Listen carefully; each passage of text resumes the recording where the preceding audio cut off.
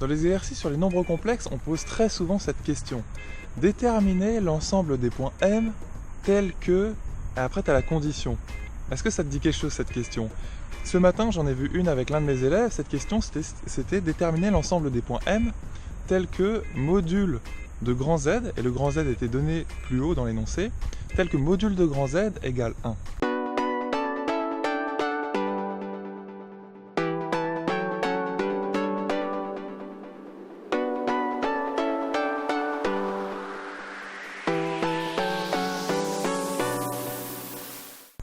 Eh bien, pour faire cette question, voici comment faire. En fait, il faut que tu partes de la condition. Donc, tu écris la condition, module de Z égale 1. Tu pars vraiment de ça. Et vu que là, c'est IZ sur Z-2, le grand Z, eh bien, tu écris module de grand Z égale 1. Et le but, c'est quoi? Le but, c'est de trouver une condition sur le petit z, en fait. Un truc final sur le petit z. Donc, il faut vraiment partir du module de grand Z égale 1 et ensuite arriver à un truc sur petit z. Parce que le petit z, en fait, c'est les points m. Les points m qui nous sont inconnus ici, finalement, on les cherche, eh bien, ils sont d'affixe z inconnu. Donc, finalement, c'est une sorte d'équation d'inconnu z, si tu veux. Donc, on écrit module de grand Z égale 1, et c'est parti, on avance. Hein, tu vois, module de IZ sur module de Z-2. Hein, tu sais que module d'un quotient, tu peux mettre le module en haut et le module en dessous. Ça, c'est vraiment un réflexe à avoir. Il faut que tu l'aies. Et ça marche pour une somme, enfin ça marche justement pas pour une somme, ça marche que pour un quotient, donc pour une division et pour un fois. Tu peux mettre le module à chaque facteur, en fait, à chaque élément. Et ensuite, tu obtiens module de IZ sur module de Z-2, et module de IZ, c'est un produit, le IZ. Donc tu peux dire que c'est module de I fois module de Z, et en dessous, tu obtiens module de Z-2. Et une fois que tu as ça, eh bien module de I, c'est assez simple à calculer, parce que c'est de la forme A plus IB, tu sais que le module de A plus IB, c'est racine de A2 plus B2, formule à connaître aussi, un petit réflexe. Donc ça donne 1 en fait, module de I. Et donc tu obtiens module de Z sur module de Z-2. Et là après, tu passes à la géométrie complexe. Parce que si tu dis que Z c'est l'affixe du point M, ou d'un point M inconnu, eh bien module de Z, ça donne la distance OM. Ça c'est une correspondance à vraiment bien connaître. Et c'est tout simple, tu places un point M dans un repère et tu te dis ok, la distance entre O, l'origine de ce repère, et M, c'est le module de Z, Z étant l'affixe de M. Ça marche? Et quand tu vois module d'une différence, module d'un moins, là c'est pareil, il faut que ça fasse tilt. Il faut que tu te dises, ok, c'est la distance entre M, ça c'est Z, ça correspond à Z, et 2, bah, tu peux noter ce point B par exemple.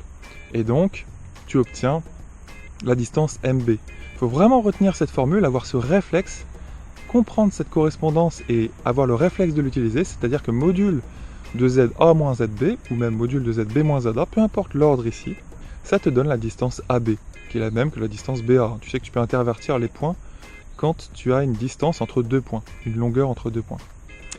Voilà, et ensuite tu obtiens donc OM sur MB est égal à 1. Là, on est passé dans le monde de la géométrie, on n'est plus dans le monde du calcul. Ce qui te donne tout simplement, en passant le MB à droite, en multipliant par MB, tu obtiens OM égale MB. Et sais-tu à quoi correspondent les points M tels que OM égale MB? Je pourrais écrire aussi OM égale BM, peu importe. Sachant que O c'est un point connu, c'est l'origine de ton repère, et que B c'est le point d'affixe 2, qui est placé juste à 2 unités à partir de O, de l'origine, sur l'axe des X. Donc O et B sont connus, où peuvent être les points M? Sachant que je répète, tu as OM égale BM. Et bien le point M il peut être au milieu du segment OB, mais il peut être aussi sur toute la médiatrice de ce segment OB. Tu vois ce que je veux dire?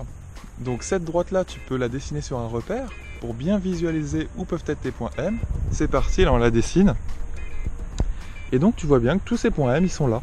Ils sont sur cette droite verticale, en fait, qui est d'équation x égale 1. Tu sais, les droites verticales, c'est d'équation x égale constante. Donc voilà comment tu réponds à ce genre de questions. Tu pars de la condition qui t'est donnée. Tu vois, la condition ici, c'était module de grand Z égale 1. Tu pars de ça, tu l'écris sur ton brouillon et tu déroules. Tu vois, c'est le seul point d'entrée qu'il faut avoir ici. Sachant que ton but, le but de la question, c'est quand même de déterminer l'ensemble des points M tels que bidule. Donc il faut trouver un ensemble de points M à la fin. Donc finalement, c'est de trouver une condition sur le petit z. Parce que grand M, le point géométrique, et z, son affixe, c'est kiff-kiff. Tu vois, c'est la même chose. Donc il faut trouver quelque chose sur petit z. Voilà, tu sauras faire ce genre de questions. Si tu n'as pas une condition sur un module, parfois il peut arriver que dans un exercice tu aies une condition sur un argument, c'est plus dur à manipuler, et parfois tu as une condition juste sur la partie réelle ou la partie imaginaire de grand Z. Donc là il faut que tu écrives grand Z sous forme algébrique, tu sais, et l'astuce pour ça c'est de remplacer le petit z par x plus y, de dérouler ton calcul, tu sais, de multiplier en haut et en bas par l'expression conjuguée, blablabla. Et à la fin tu arrives à grand A plus i grand B, tu auras bien mis grand Z sous forme algébrique, et donc tu pourras dire, ok, si ce nombre grand Z doit être imaginaire pur par exemple, eh bien sa partie réelle doit être égale à 0. Tu vois, et donc tu résous partie réelle égale 0. Tu continues, tu continues, tu continues. Ça marche ?